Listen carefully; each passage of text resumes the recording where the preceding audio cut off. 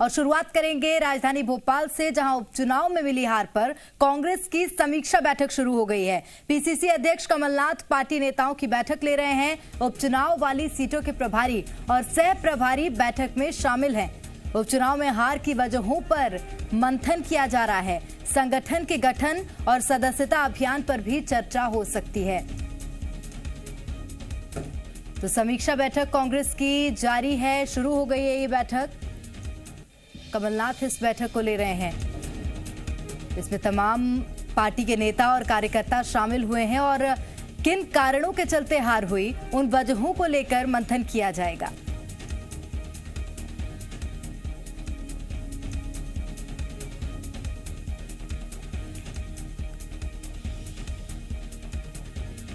तो शनिवार को कमलनाथ ने पार्टी अध्यक्ष सोनिया गांधी से मुलाकात की थी, जिसके बाद अब कमलनाथ ने आज उपचुनाव वाली सीटों के प्रभारियों और सह प्रभारियों को भोपाल तलब किया है। बैठक में मंडल और सेक्टर स्तर पर पार्टी संगठन के गठन और सदस्यता अभियान को लेकर भी चर्चा हो सकती है।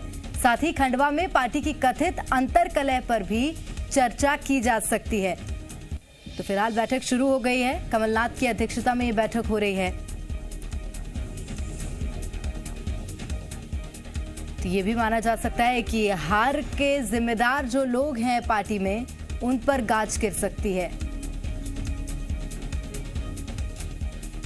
बैठक में उपचुनावों में हार की समीक्षा की जाएगी। चुनाव प्रभारियों को इस बैठक में सम्मिलित किया गया है। अलग अलग क्षेत्रों जहां पर उपचुनाव हुए हैं, वहां से चुनाव प्रभारी पहुंचे हैं और इस बैठक में शामिल हो रहे हैं।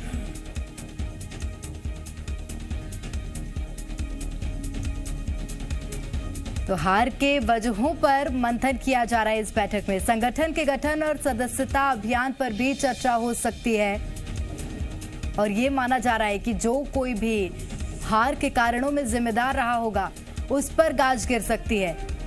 तो कमलनाथ की अध्यक्षता में बैठक हो रही है। सोनिया गांधी से कमलनाथ ने मुलाकात की थी, जिसके बाद इस बैठक को बुलाया है। विशेष मानी जा रही है ये बैठक, क्योंकि इसमें कांग्रेस की हार की समीक्षा की जाएगी। तो मध्य प्रदेश में आपको बता दें, 4 सीटों पर उपचुनाव हुआ था। 1 लोकसभा सीट थी और 3 विधानसभा सीट थी, जिसमें से कांग्रेस के हाथ में सिर्फ एक ही सीट आई, जिसके चलते अब 3 सीटों पर किन कारणों के चलते हार हुई है, कहां पार्टी से चूक हुई, कहां कार्यकर्ताओं से चूक हुई है, उस पर मंथन किया जाएगा। तो बड़ी खबर आपको बता रहे हैं, कांग्रेस की समीक्षा बैठक शुरू हो गई है। नेता और कार्यकर्ता इस बैठक में शामिल हुए हैं। पीसीसी चीफ कमलनाथ इस बैठक को ले रहे हैं। उन्हीं की अध्यक्षता में ये बैठक हो रही है और उपचुनाव में मिली हार पर इस बैठक में मंथन किया जा रहा है। तो इसी के साथ संगठन के गठन पर भी चर्चा हो सकती है और कारण क्या कुछ रहे हार के, उस पर मंथन हो रहा है। तो उपचुनावों में हार के बाद कांग्रेस आज समीक्षा कर रही है। इस मुद्दे पर बीजेपी ने कांग्रेस पर निशाना साधा है। बीजेपी ने कहा कि पहले कमलनाथ अपनी समीक्षा करें और इस्तीफा देकर रवाना हो। रजनीश अग्रवाल ने कहा कि कमलनाथ ने टिकट बांटे, कमलनाथ ने ही प्रचार किया, कमलनाथ ही प्रदेश अध्यक्ष, कमलनाथ ही नेता प्रतिपक्ष, ऐसे में हार की जिम्मेदारी भी उन्हीं की है। बीजेपी के आरोपों पर पलटवार करते हुए कांग्रेस के अजय सिंह यादव ने कहा कि उपचुनाव में कांग्रेस ने जन आधार में बढ़ोतरी की है। बीजेपी का जन आधार कम हुआ है, इसलिए बीजेपी बौखला रही है। कांग्रेस ने 2023 में 200 सीटें जीतने का दावा किया है।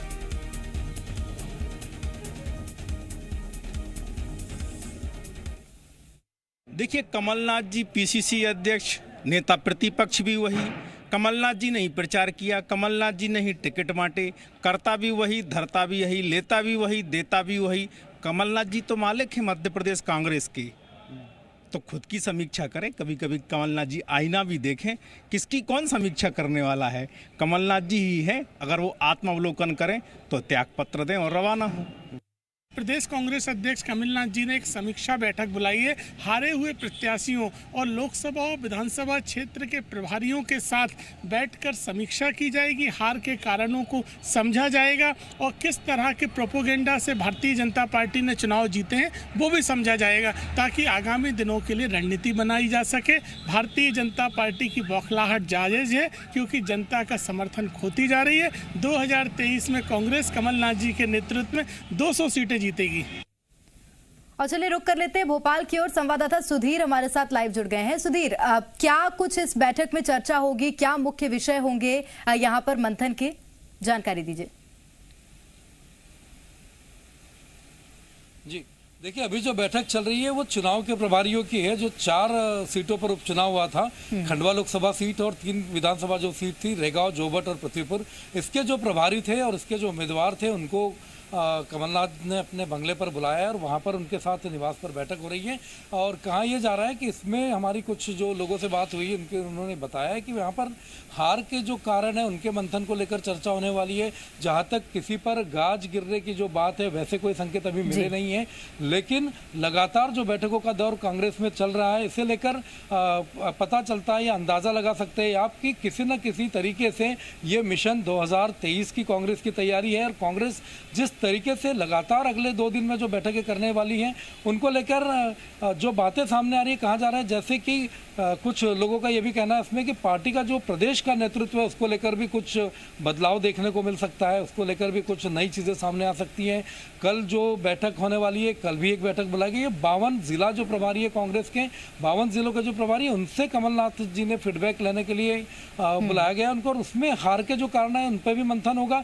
इसके अलावा जिस तरीके से कांग्रेस का जो वोट परसेंटेज बढ़ा है, खंडवा में भाजपा जो लोकसभा चुनाव पिछली बार जीती थी वो करीबन 2.5 लाख वोटों का अंतर था, इस बार वो अंतर 70,000 के करीब सिमट गया। तो कहीं ना कहीं कांग्रेस इसे अपने लिए मौका या अपने लिए फायदे की बात बता रही है। और ऐसी चीज जोबट में जो हार का अंतर रहा है वो भी 6,000 वोटों का रहा, तो वहां पर भी कहीं ना कहीं कांग्रेस ये मान रही है कि हम इन चीजों को रिपेयर करके अपनी स्थिति सुधार सकते हैं। तो उसको आप इस तरीके से देख सकते हैं कि कांग्रेस मिशन 2023 की तैयारी में जुट गई है, जिसको लेकर ये बैठकों का दौर जारी है। और निश्चित तौर पर यह भी कहा जा सकता है कि इसमें कुछ न कुछ ऐसे बड़े फैसले या कड़े फैसले निकलकर सामने आएंगे जो कांग्रेस की आगे की रणनीति तय कर सकते हैं। बिल्कुल, जहां तक गाज गिरने की बात है सुधीर, तो अभी आप जैसा कि बता रहे हैं कि अभी तक इस तरह की कोई खबर सामने नहीं आई है। अच्छी बात है अगर 2023 की कांग्रेस तैयारी कर रही है, क्योंकि पहले से तैयारी करते मैं पहली बार कांग्रेस को देख रही हूँ।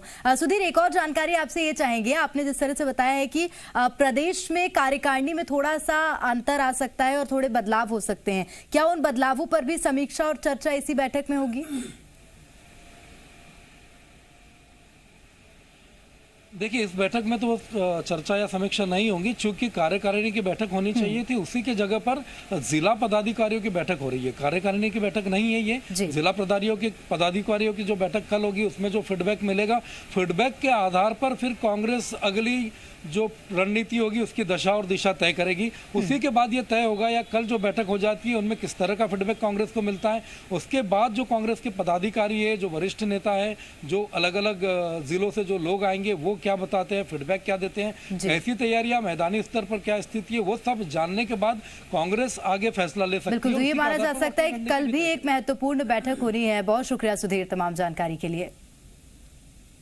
आगे बढ़ेंगे, भोपाल पहुंचे बीजेपी प्रदेश प्रभारी मुरलीधर राव ने उपचुनाव में मिली जीत को कार्यकर्ताओं का मनोबल बढ़ाने वाला बताया है। उन्होंने कहा कि मध्य प्रदेश में सरकार और संगठन के बीच बेहतर समन्वय है। खंडवा में हमने वापसी की है, जबकि पृथ्वीपुर और जोबट बीजेपी के लिए मजबूत नहीं थे। यहाँ अच्छा ट्रैक रिकॉर्ड नहीं था, लेकिन एक तरफ पार्टी रही तो दूसरी तरफ सरकार। उन्होंने कहा कि आने वाले समय में 50 से ज्यादा वोट प्रतिशत बीजेपी का होगा। हमें 11% वोट बढ़ाना है और हर बूथ स्तर पर 10% वोट बढ़ाना है।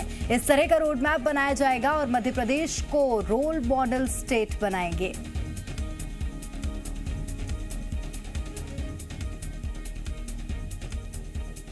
ये रेखांकित करने वाला विक्ट्री है। It is not an ordinary victory. We feel it as an extraordinary victory. Khandwa में रिटेन किया और उससे भी ज़्यादा ये 2 क्षेत्रों में जिस प्रकार से हमने विजय हासिल किया है, ये कार्यकर्ताओं के भविष्य में मनोबल बढ़ाने वाला, हौसला बढ़ाने वाला ये रहा है।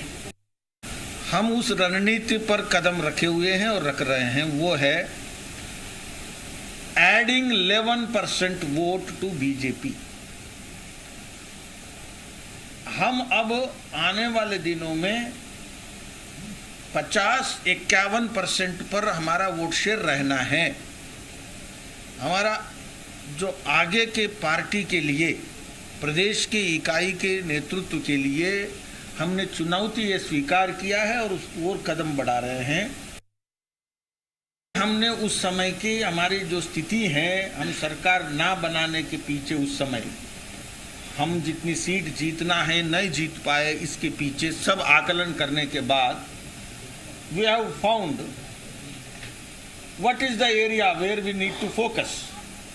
तो हमने एसटी कहा और आपने गत 2-3 महीनों में जो देखा है कि BJP government and BJP party both in their own way ST पर फोकस करना शुरू हुआ है और आपको ध्यान में आया और जोवट में उस लाइन को समर्थन मिला है। और खंडवा से नवनिर्वाचित सांसद ज्ञानेश्वर पाटिल ने मध्य प्रदेश बीजेपी अध्यक्ष वीडी शर्मा से आज भोपाल में मुलाकात की। इस मौके पर पूर्व मंत्री अर्चना चिटनिस समेत खंडवा बुरहानपुर के सभी बीजेपी विधायक मौजूद रहे। इस मौके पर वीडी शर्मा ने मिठाई खिलाकर ज्ञानेश्वर पाटिल को उपचुनाव में जीत की बधाई दी। आपको बता दें कि खंडवा लोकसभा सीट पर हुए उपचुनाव में बीजेपी के ज्ञानेश्वर पाटिल ने बड़ी जीत हासिल की है। उन्होंने कांग्रेस के राजनारायण सिंह को 80,000 से ज्यादा वोटों से हराया है। सीएम शिवराज सिंह चौहान ने वैक्सीनेशन के लिए घर घर दस्तक अभियान पर कलेक्टर्स के साथ चर्चा की है। सरकार ने 31 दिसंबर तक कोरोना के दोनों टीके लगाने का टारगेट रखा है, लेकिन कई लोग दूसरी डोज लेने में लापरवाही कर रहे हैं। सीएम ने कलेक्टर्स को निर्देश दिए कि स्वास्थ्य विभाग के साथ स्थानीय अधिकारी भी वैक्सीनेशन के लिए जागरूक करें, ताकि प्रदेश वासियों को वैक्सीन का संपूर्ण कवच दिया जा सके। मुख्यमंत्री शिवराज सिंह चौहान ने खाद की उपलब्धता को लेकर भी कलेक्टर से बातचीत की। सीएम ने कहा कि कहीं भी खाद की कालाबाजारी नहीं होना चाहिए, वहीं प्रदेश के अन्नदाता को खाद की किल्लत नहीं होना चाहिए। सीएम शिवराज ने जनजाति गौरव दिवस के आयोजन पर भी कलेक्टर्स के साथ चर्चा की। प्रधानमंत्री नरेंद्र मोदी के स्वागत के लिए भोपाल में भव्य तैयारियां चल रही हैं। दरअसल 15 नवंबर को बिरसा मुंडा जयंती को शिवराज सरकार जनजातीय गौरव दिवस के रूप में मना रही है। इस मौके पर भोपाल के जंबूरी मैदान में कार्यक्रम का आयोजन किया जाएगा। इस कार्यक्रम में करीब 2.5 लाख लोगों के आने की उम्मीद है, लिहाजा इतनी बड़ी संख्या में लोगों के लिए खास इंतजाम किए जा रहे हैं। सभी लोगों को बारिश और तेज हवा से सुरक्षित रखने के लिए खास टेंट तैयार किया जा रहा है। इसमें सभी लोग सोशल डिस्टेंसिंग के साथ बैठ सकेंगे। इस कार्यक्रम में पीएम मोदी, सीएम शिवराज, राज्यपाल और बड़ी संख्या में आदिवासी शामिल होंगे। आदिवासियों के जननायक बिरसा मुंडा की जयंती पर शामिल होने प्रधानमंत्री नरेंद्र मोदी जनजातीय गौरव दिवस पर राजधानी भोपाल आ रहे हैं और राजधानी भोपाल यानी कि झीलों की नगरी प्रधानमंत्री नरेंद्र मोदी की आगवानी के लिए तैयार हो रहा है। तस्वीरें हम आपको राजधानी के जंबूरी मैदान से दिखा रहे हैं, जहां पर बड़ा आयोजन होना है। यहां प्रधानमंत्री नरेंद्र मोदी प्रदेश के 2 लाख से अधिक आदिवासी समुदाय के लोगों को संबोधित करेंगे। मुख्यमंत्री शिवराज सिंह चौहान समेत तमाम आदिवासी नेता प्रधानमंत्री नरेंद्र मोदी के साथ मंच पर मौजूद रहेंगे और ये व्यवस्था जंबूरी मैदान में की जा रही है। आंधी, तूफान, बारिश, किसी भी प्रकार का कोई असर इस पंडाल पर नहीं होगा, जो पंडाल लोगों को बैठने के लिए बनाया जा रहा है। सोशल डिस्टेंसिंग के साथ करीब 2.5 लाख लोग यहां पर बैठ सकेंगे और ये वही मंच है जहां पर प्रधानमंत्री नरेंद्र मोदी आएंगे और यहीं से प्रदेश के 2 लाख से अधिक आदिवासियों को संबोधित करेंगे। साथ में कई आदिवासी नेता, मुख्यमंत्री शिवराज सिंह चौहान समेत तमाम लोग मौजूद रहेंगे। 15 नवंबर को भगवान बिरसा मुंडा की जयंती है और मध्य प्रदेश सरकार इस दिन जनजातीय गौरव दिवस मना रही है। कैमरामैन नंदन विश्वास के साथ आकाश द्विवेदी, जी मीडिया, भोपाल।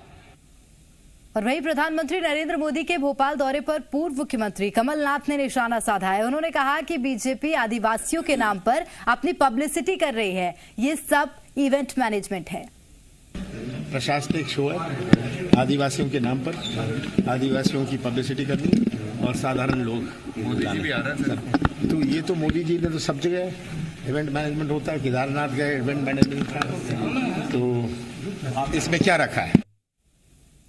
केंद्र और राज्य सरकार ने भले ही पेट्रोल डीजल पर टैक्स कम कर कीमत घटा दी हो, लेकिन पूर्व सीएम कमलनाथ अभी भी हमलावर हैं। सुनिए उन्होंने क्या कहा। देखिए, जो दाम है तो दाम है। अगर 100 रुपए है तो 100 रुपए है। बीजेपी कुछ भी कहते रहे, 50 रुपए कर दे। और बीजेपी के वरिष्ठ नेता जयभान सिंह पवैया ने हबीबगंज रेलवे स्टेशन का नाम बदलने की मांग की है। जी मध्य प्रदेश छत्तीसगढ़ से बात करते हुए बजरंग दल के पूर्व राष्ट्रीय अध्यक्ष जयभान सिंह पवैया ने कहा कि जब देश का सर्वश्रेष्ठ स्टेशन बन रहा है तो उसका नाम भी सर्वश्रेष्ठ होना चाहिए। उनका कहना है कि उन्होंने अपनी मांग की जानकारी प्रदेश नेतृत्व को दे दी है और इस पर जल्द ही फैसला होगा। जयभान सिंह पवैया का कहना है कि अटल बिहारी वाजपेयी मध्य प्रदेश के लाल थे, उनके नाम पर स्टेशन का नाम होना चाहिए। साथ ही उन्होंने हबीबगंज स्टेशन करने पर भी सवाल खड़े किए हैं। कोरोना से बचाव के लिए अब तक टीके को ही सबसे कारगर हथियार माना गया है, पर ग्वालियर जिला दूसरे डोज के टीकाकरण में लक्ष्य से काफी पीछे रह गया। लिहाजा अभियान में तेजी लाने के लिए जिला प्रशासन अब डोर टू डोर वैक्सीनेशन सर्वे और टीकाकरण की तैयारी में है। 100% टीकाकरण के लिए जिला प्रशासन क्राइसिस मैनेजमेंट की मदद पर भी विचार कर रहा है। और कोरोना टीकाकरण में तेजी लाने के लिए खंडवा जिले में घर घर अभियान शुरू किया गया है। घर घर टीकाकरण अभियान है ये। इसके लिए जिले में 15 टीमें तैनात कर दी गई हैं, जो घर घर जाकर लोगों को टीका लगा रही हैं। दरअसल जिले में 90% लोग पहला टीका ले चुके हैं, पर दूसरे टीके के लिए लोग टीकाकरण केंद्र नहीं पहुंच रहे थे, जिसकी वजह से अब तक महज 37% लोगों को ही दूसरा टीका लग पाया था। घर घर टीकाकरण के अलावा जिले में 2 स्थायी बूथ पर भी टीके लगाए जा रहे हैं। आगे बढ़ते हैं, उज्जैन पहुंचे मंत्री तुलसी सिलावट ने बाबा महाकाल के दर्शन किए। उन्होंने बाबा महाकाल से प्रदेश की सुख समृद्धि और कोरोना से मुक्ति की कामना की। महाकाल के दर्शन करने के बाद मंत्री सिलावट एक स्थानीय कार्यक्रम में शामिल हुए। मीडिया से बात करते हुए उन्होंने कहा कि सीएम शिवराज का संकल्प है कि बाबा महाकाल की नगरी का विकास हो। जल संकट के सवाल पर बताया कि रमजान खेड़ी डैम उनके संज्ञान में है। जल्द ही उज्जैन वासियों को सुखद समाचार दिया जाएगा।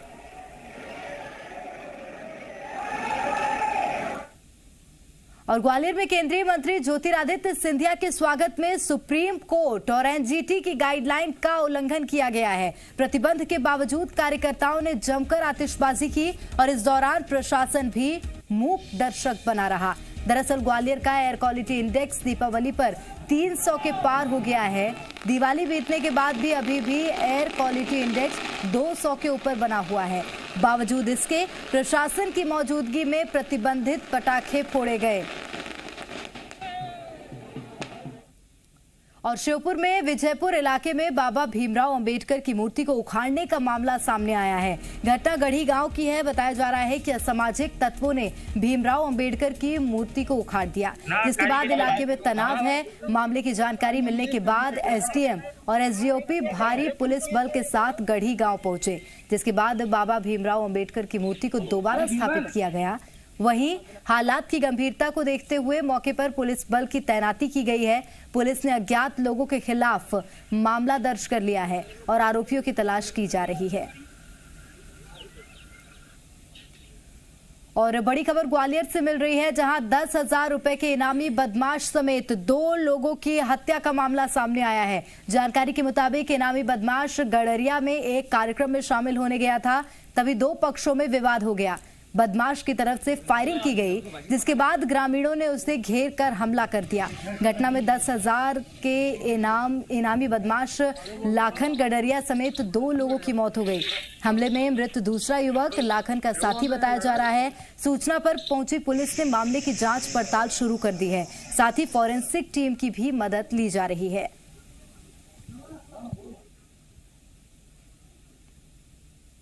और आगे बढ़ेंगे, सीहोर में मुखबिर की सूचना पर कोतवाली पुलिस ने सेक्स रैकेट का खुलासा किया है। एसपी के निर्देश पर बस स्टैंड के पीछे एक घर पर पुलिस ने छापा मारा, जहां से 5 महिलाओं समेत 10 लोगों को हिरासत में लिया गया।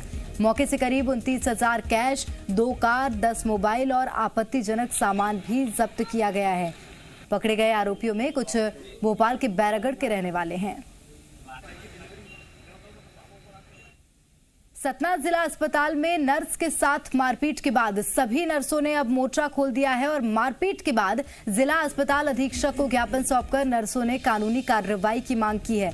दरअसल रात में 2.5 साल के बच्चे की अस्पताल में मौत हो गई थी, जिसके बाद परिजनों पर स्टाफ नर्स के साथ मारपीट का आरोप लगा था। परिजनों ने नर्स पर लापरवाही का आरोप लगाते हुए कहा कि बच्चे को गंभीर हालत में इलाज के लिए लाया गया था, लेकिन नर्स मोबाइल पर बात करने में बिजी थी, ना तो बच्चे को देखा और ना ही डॉक्टर को बुलाया। परिजनों के मुताबिक बच्चे की मौत के बाद नर्स ने अभद्रता भी की। फिलहाल दोनों पक्षों ने पुलिस से शिकायत की है।